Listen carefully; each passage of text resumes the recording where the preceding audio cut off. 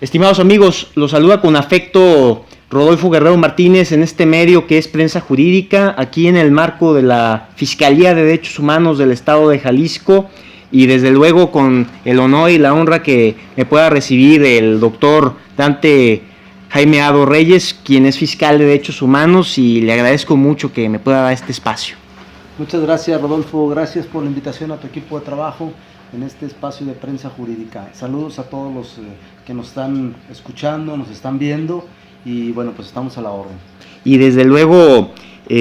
doctor, saber si está de acuerdo que iniciemos en este momento la entrevista. Sí, claro. ¿Cuál es la principal experiencia que ha dejado su labor como representante de los derechos humanos de la Fiscalía? Mira, es una pregunta muy interesante porque es hacer una autoevaluación y a final de cuentas, pues casi siempre es más prudente que la gente que está afuera, que está a final de cuentas en los diferentes medios y que tiene que ver, evalúe tu trabajo. Para no caer a final de cuentas en una situación de conflicto de interés. Pero lo que sí te puedo decir es el antes y después. A partir del 2015, sobre todo en septiembre, en el mes de septiembre, terminando el mes el año de 2015 prácticamente, nos invitaron a integrarnos a la Fiscalía de Derechos Humanos con una serie de complejidades, problemas que se están. El día de hoy, desde luego, podemos ver que hay esos mismos problemáticas y han sido abordados, otros que han empezado a solucionarse, otros que a final de cuentas ya están atendidos. Pero de este gran rubro, lo que nosotros podemos decir en este lapso que hemos nosotros desempeñado, cerca de 2 años con 9 meses, estamos a final de cuentas construyendo, porque esa es la parte que nos toca a nosotros en la Fiscalía de Derechos Humanos, protocolos, actuación, capacitación, atención a víctimas, la parte que tiene que ver con el seguimiento a las quejas y recomendaciones de derechos humanos. Pues hay una gran variedad. El Estado de Jalisco, desde luego que no escapa lo que sucede a nivel nacional, y lo que sí te puedo decir es que en los grandes retos que hemos tenido, hemos incidido en meter protocolos de actuación, en, a final de cuentas, dar pues capacitación a los funcionarios públicos, y sí, creemos que nuestra aportación de bajar la parte de la teoría en el que estábamos como profesores, como investigadores, como académicos, después en la parte de la participación de la sociedad, de las ONGs en el Consejo Consultivo de Seguridad, y hoy desde la función pública hemos hecho ese triángulo tan importante para poder dimensionar cada una de las problemáticas y darle una respuesta, una solución. A veces cuando estamos en la academia lo vemos todo muy teórico, cuando estamos en las ONGs a veces muy práctico, todo muy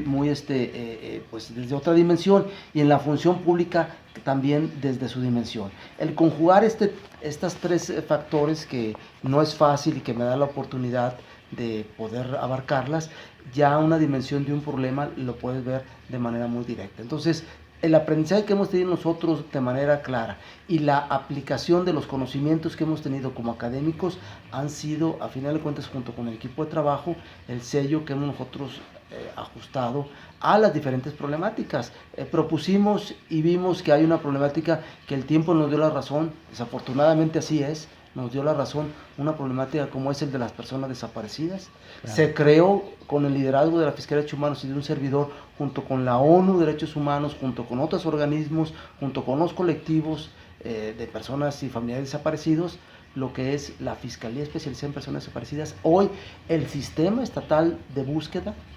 contribuimos a nivel nacional a la ley para desaparición forzada, es decir, la ley general para desaparición forzada, desde las discusiones en el INACIP, en el Congreso, etcétera. Claro. Y hay diferentes dimensiones con lo que es también la otra problemática importante, que es el combatir la tortura, la parte de la violencia de género, la parte que tiene que ver con los grupos vulnerables, niños, niñas y adolescentes, es decir, una serie de rubros que en materia de derechos humanos tuvimos que abarcar. El hecho de que a 2 años, 9 meses estemos aquí, pues hemos tenido a final de cuentas alrededor de 8 o 10 protocolos, la parte de modificaciones, decretos que hacen que al menos se pueda avanzar en la solución de un problema, y que es un paso más adelante a lo que se tiene que solucionar, que todavía falta mucho, claro, en algunas temáticas. Eso es lo que te puedo contestar. Y por otra parte, ¿en qué proporción dimensiona la necesidad social de respeto a los derechos humanos, doctor? Mira, la construcción de un verdadero Estado de Derecho que todos aspiramos, Estado constitucional de derecho, que después se puede ser democrático y social, el elemento esencial dentro de otros, que es imperio de la ley, nadie puede estar encima de la ley,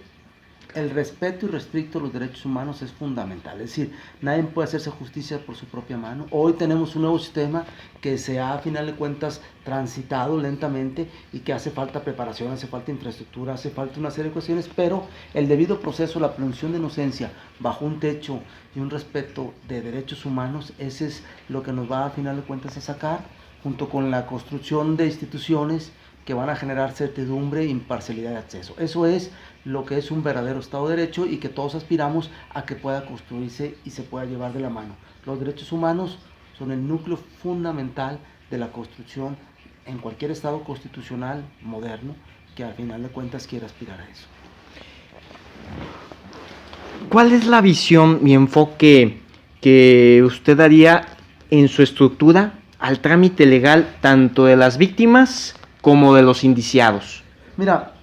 en materia de derechos humanos, con las reformas no solamente de junio del 2008 en materia constitucional, en materia de seguridad y justicia, en el 2011 en materia de derechos humanos, sino lo que está dando con las leyes reglamentarias, la Ley General de Atención a Víctimas en el 2013 y que fue modificada ahora en el 2017, la Ley Estatal de Atención a Víctimas, nos hace que estas dos grandes figuras o actores, por un lado el posible responsable, el imputado o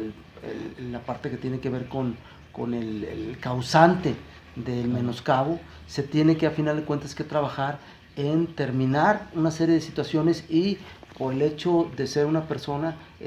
con el respeto a la dignidad se le respete en la dimensión correcta. Pero había el gran olvidado que era la víctima, estaba olvidado y hoy estas reformas y a propuesta, desde luego, por la sociedad civil, por los organismos y los colectivos, ya se da una dimensión lo que es la atención a víctimas. Me parece fundamental que nosotros trabajemos en esta parte de atención a víctimas, no solamente de darle, como es ahora, un asesor victimal que juegue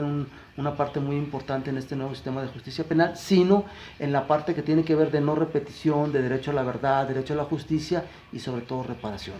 Esos elementos que ponen, desde luego, en escala a nivel de cualquier país de primer mundo, es lo que estamos esperando como sociedad y estas dos circunstancias juegan un papel fundamental el tener derechos humanos, es decir, el que todo se haga en materia de derechos humanos para poder a final de cuentas poner las cosas en su dimensión correcta. Las comisiones, tanto nacional y estatal, habían sido criticadas, muchas veces con justa razón, otras veces injusta, que defendían a delincuentes, que nada más buscaban la defensa de los derechos humanos de los delincuentes, de los secuestradores, de los violadores, de los homicidios, etc. Y hoy, con este cambio, yo le llamo cambio de paradigma, podemos poner ya la dimensión de la víctima, quien ha sufrido el menoscabo, y no solamente la víctima directa, sino la víctima indirecta, que son los familiares o los que rodean a los seres queridos, que se ponga en una dimensión del Estado de poder darles este parteaguas de respeto a sus derechos. Entonces yo creo que en esos dos caminos es un gran desafío que se tiene que dar, sobre todo el aspecto de las víctimas, y que se ha construido poco a poco. Estoy hablando de 2014, 2017, que tiene muy poco y que tiene que irse consolidando poco a poco. Desde luego, la mala instrucción de la cadena de custodia es determinante para el respaldo de los derechos humanos. Lo que pasa es que aquí en el nuevo sistema de justicia, la parte de una evidencia que se recoge en la escena del crimen o que tiene una circunstancia que al final de cuentas va a ser determinante para que una persona pueda ser, se pueda resolver el asunto, pueda ser condenado culpable o inocente, va a depender de que esta evidencia se proteja y después se convierta en una prueba irrefutable. Si no hay esta protección a través del embaloe o el embalaje de estos indicios que se protejan, a final de cuentas altera los derechos humanos del derecho a la seguridad, el derecho a la justicia, el derecho a la reparación, el derecho a tener la parte fundamental que estamos hablando de quien ha sido menoscabo. Por eso es importantísimo que esto, en la construcción de este nuevo sistema, se cuide, y es la cadena de custodia, me parece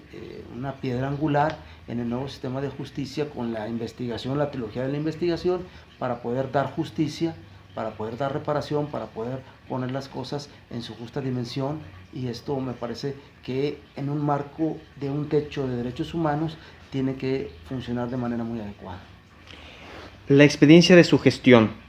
le motiva a hacer propuestas para mejorar al respeto a los derechos humanos. Desde luego que sí, nosotros aprovechando la trinchera que tenemos desde la parte que tiene que ver con la Fiscalía de Derechos Humanos, también tenemos la parte de la encomienda de ser secretarios técnicos del Consejo Estatal para eliminar y para prevenir y eliminar la discriminación en Jalisco.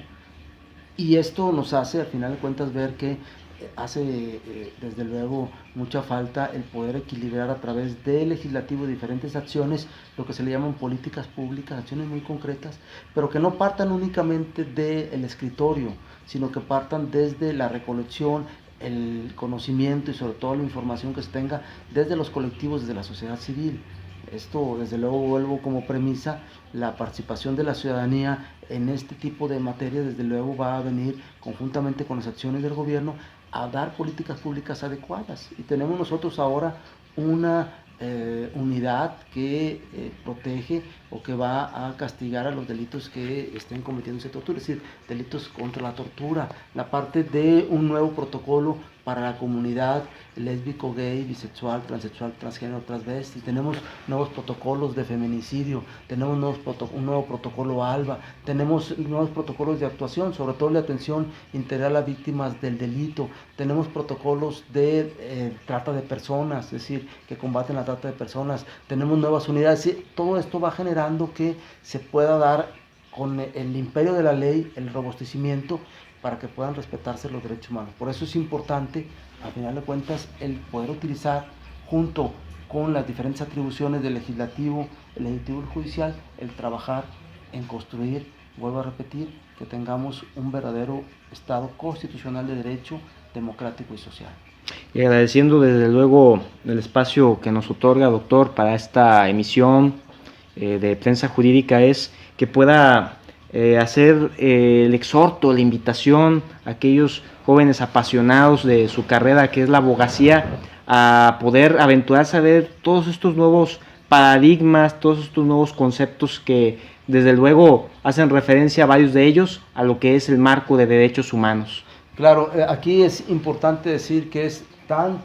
sensible este tipo de temas que necesitamos jóvenes valiosos, abogadas, mujeres, hombres, abogados, profesionistas que puedan construir lo que es un marco, que puedan desde su trinchera, desde el litigio, desde la academia de la investigación, la parte que tiene que ver con la función pública, a desarrollar un trabajo muy adecuado. Para ello la Universidad de Guadalajara, a través de su plan de estudios 25, pretende el tener abogados profesionales consolidados competitivos, y esto es lo que va a marcar la diferencia. No solamente en la Universidad de Guadalajara, sino de la comunidad universitaria en el estado de Jalisco, las diferentes universidades privadas que son prestigiosas, centros de enseñanza que tengan en las ciencias jurídicas, en el derecho, un punto cardinal para poder, al final de cuentas, aportar desde esta materia lo que todos nosotros queremos, un México mejor. Y desde luego es el agradecimiento al espacio que nos ha otorgado doctor Dante Jaime Ado Reyes, fiscal de Derechos Humanos del Estado de Jalisco, por contribuir y pueda poder compartir un poco de sus conocimientos y de lo que ha llevado a cabo en esta institución para todos los que puedan ver esta entrevista y esta emisión. Muchas gracias, saludos para todos, y nuevamente, Rodolfo, felicidades por el trabajo que estás haciendo. Gracias a todo tu equipo de trabajo, gracias. Muchas gracias. Y a ustedes, estimados amigos, hasta pronto.